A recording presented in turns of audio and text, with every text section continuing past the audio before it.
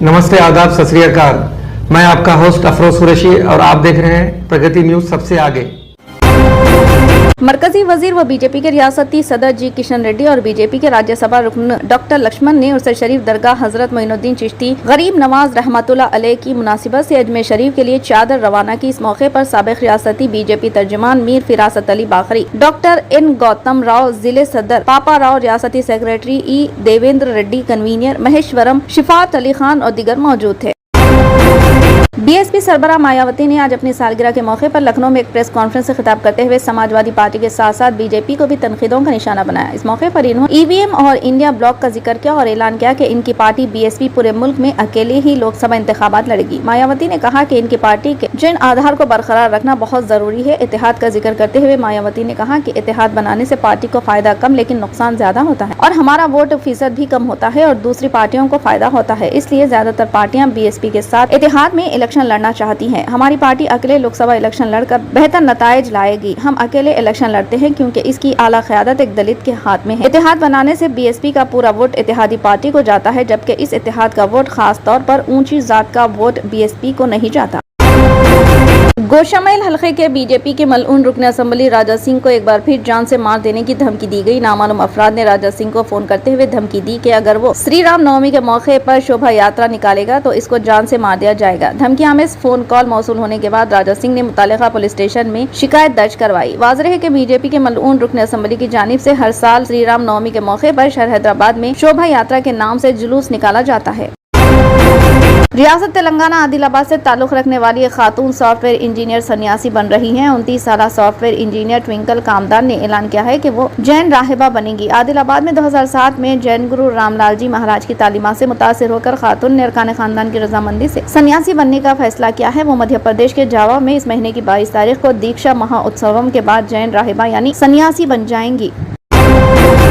All India ideal teachers association महबूब नगर district की जानिब से साल 9 का कैलेंडर की रस्म इजराई जनाब एनएम श्रीनिवास रेड्डी एमएलए महबूब नगर के हाथों एमएलए कैंप ऑफिस पर अमल में आई। इस मौके पर साबिक एमएलए कलवा कुर्ती व इंचार्ज कांग्रेस कमेटी श्री वंशी चंद भी मौजूद थे और महबूब नगर के माइनॉरिटी सेल के कायद जनाब मोहम्मद तकी, जनाब शोएब साहब के अलावा जमात इस्लामी के रुकन खालिद नवीद और आइटा के जिले के कायद जनाब अत्तर मोहिउद्दीन, सेक्रेटरी मोहम्मद इस्माइल, मोहम्मद इकबाल, जनाब शेख शुजात अली, लेक्चरर के अलावा दीगर असातिज़ा और कायदीन और SEO के मेम्बरान भी इस तकरीब में शिरकत की। इस मौके पर एनएम श्रीनिवास रेड्डी एमएलए महबूब नगर ने नया साल की मुबारकबाद दी और नेक तवक्कात का इजहार किया।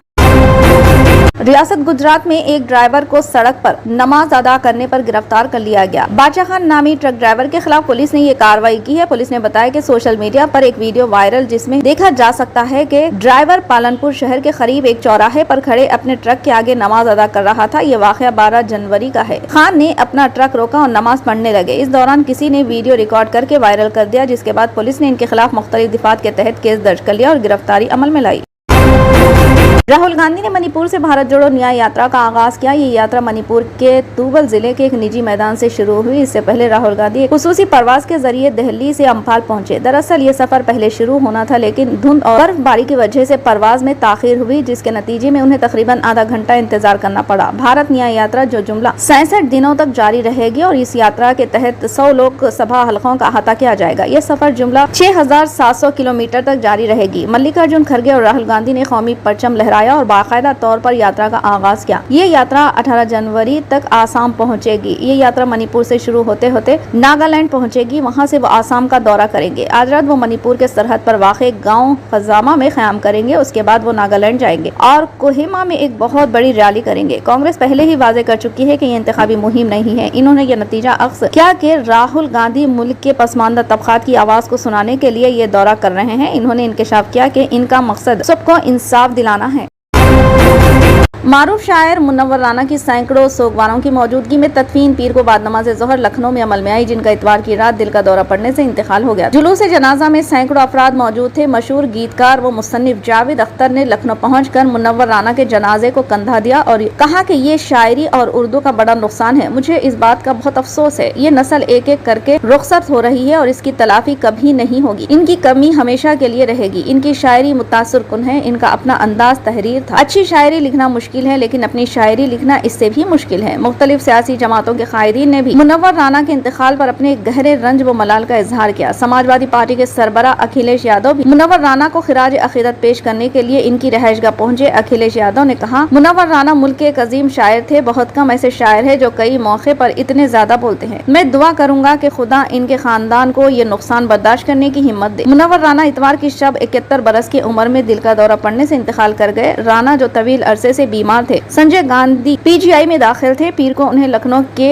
ऐशबाग कब्रिस्तान में सुपुर्द खाक किया जाएगा। मुनव्वर राना उर्दू अदब का एक बड़ा नाम था। राना 26 नवंबर 1952 को राय बरेली में पैदा हुए। उन्हें 2014 में साहित्य अकादमी अवार्ड से भी नवाजा गया। फिलहाल के लिए बस इतना ही। देखने के लिए शुक्रिया।